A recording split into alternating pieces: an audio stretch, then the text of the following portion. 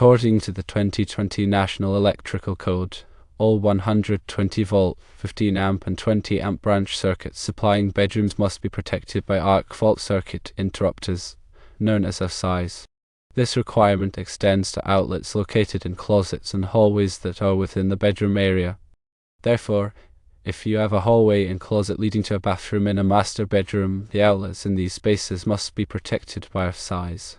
Now, let's discuss the number of 14-2 home runs typically required for a 2,500 square foot house. Keep in mind that the exact number can vary based on the specific layout and electrical needs of the house, as well as any local building codes. However, I can provide a general guideline. Firstly, for lighting circuits, you can generally expect to need around 12 to 15 home runs. These home runs will feed the various lighting fixtures throughout the house. Secondly, for receptacles, which are your standard electrical outlets, you'll likely need about 8 to 10 home runs. This allows for sufficient outlet coverage in all rooms and living spaces. Thirdly, consider dedicated appliances. Appliances like refrigerators and dishwashers require their own dedicated circuits. Plan for approximately 2 to 3 home runs for these types of appliances.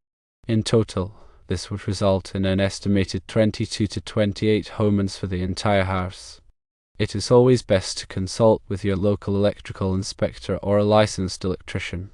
They can assess your specific project and determine the precise number of home runs required to meet code and ensure safe and reliable electrical service.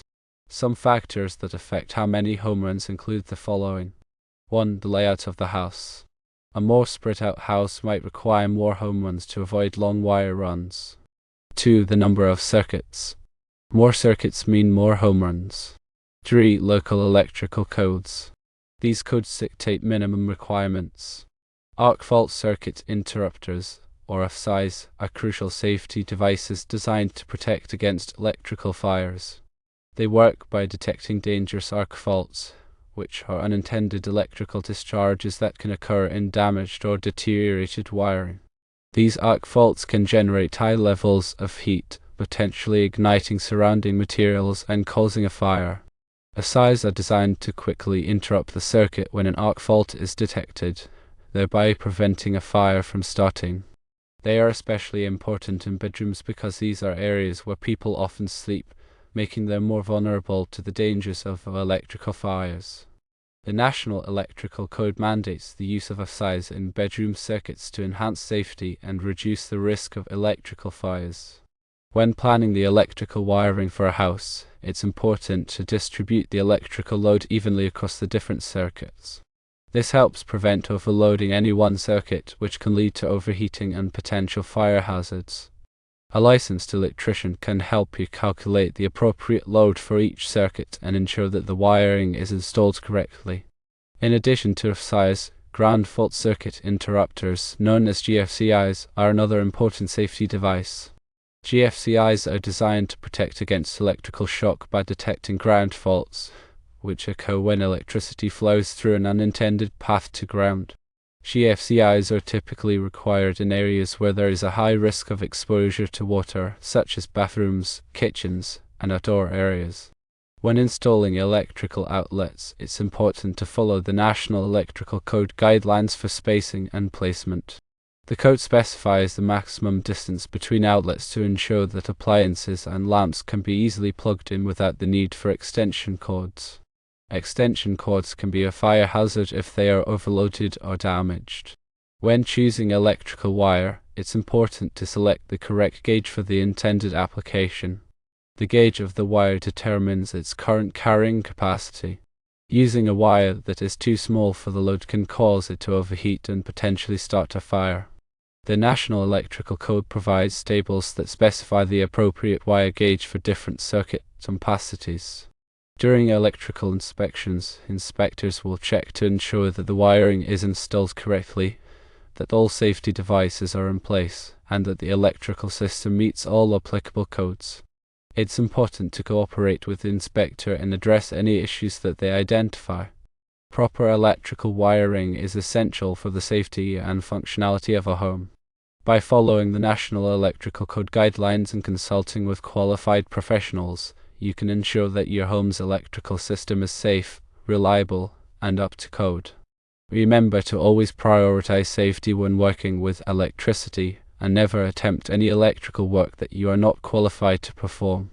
Electrical work should only be performed by licensed and experienced electricians. Another consideration when planning electrical wiring is the use of home runs. A home run is a direct wire run from an electrical outlet or fixture back to the main electrical panel. Using home runs can help reduce voltage drop and improve the overall performance of the electrical system. Voltage drop occurs when the voltage at the outlet or fixture is lower than the voltage at the panel. This can cause lights to dim, appliances to malfunction, and electronic devices to not work properly. Home runs can also help reduce the risk of overloading circuits, as each outlet or fixture has its own dedicated circuit back to the panel. When installing electrical wiring, it's important to use proper wiring methods. This includes using the correct type of conduit, securing the wiring properly, and making sure that all connections are tight and secure. Improper wiring methods can lead to electrical hazards such as short circuits and fires. It's also important to label all circuits in the electrical panel clearly. This makes it easier to identify and turn off the correct circuit when performing electrical work. Clear labeling can also help prevent accidental electrical shocks. When working with electrical wiring, it's important to always disconnect the power at the main electrical panel before starting any work. This will help prevent electrical shocks and other injuries. It's also important to use insulated tools and wear appropriate personal protective equipment, such as gloves and safety glasses. If you are not comfortable working with electrical wiring, it's best to hire a licensed electrician to do the work for you. Electricians have the training and experience to perform electrical work safely and correctly. In addition to the number of homeruns, the size of the electrical panel is also an important consideration. The electrical panel needs to be large enough to accommodate all of the circuits in the house. If the panel is too small, it can become overloaded, which can lead to overheating and potential fire hazards. It's also important to have some spare capacity in the panel for future expansion. As a general rule, it's a good idea to have at least 20% spare capacity in the electrical panel. When selecting an electrical panel, it's important to choose a panel that is listed by a recognized testing laboratory, such as Underwriters Laboratories, known as UL. UL listing ensures that the panel has been tested and meets safety standards. It's also important to choose a panel that is compatible with the type of circuit breakers that you will be using. There are two main types of circuit breakers: thermal magnetic breakers and electronic breakers. Thermal magnetic breakers are the most common type of circuit breaker. They use a thermal element to detect overloads and a magnetic element to detect short circuits. Electronic breakers use electronic components to detect overloads and short circuits. Electronic breakers are more accurate and reliable than thermal magnetic breakers. However, they are also more expensive. When installing an electrical panel, it's important to follow the manufacturer's instructions carefully. The panel should be mounted securely and level. The wiring should be connected properly and all connections should be tight. The panel should also be grounded properly. Grounding helps to protect against electrical shocks. Electrical codes also require the use of tamper-resistant receptacles in certain areas, such as homes with young children. Tamper-resistant receptacles have internal shutters that prevent children from inserting objects into the slots. This helps to prevent electrical shocks. Surge protection is another important consideration for electrical systems. Surges are sudden increases in voltage that can damage electronic equipment. Surges can be caused by lightning strikes, power outages, and other events. Surge protectors are designed to protect electronic equipment from surges. There are two main types of surge protectors: whole house surge protectors and point of view surge protectors. Whole house surge protectors are installed at the main electrical panel. They protect all of the electronic equipment in the house from surges. Point-of-view surge protectors are plugged into electrical outlets. They protect individual pieces of electronic equipment from surges. When choosing surge protectors, it's important to select surge protectors that are rated for the voltage and current of the electrical system. It's also important to choose surge protectors that are listed by a recognized testing laboratory, such as UL. Finally, it is always best to consult your local city and county building and safety departments for the most up-to-date and accurate rules, codes, and ordinances as they pertain to electrical installations and inspections.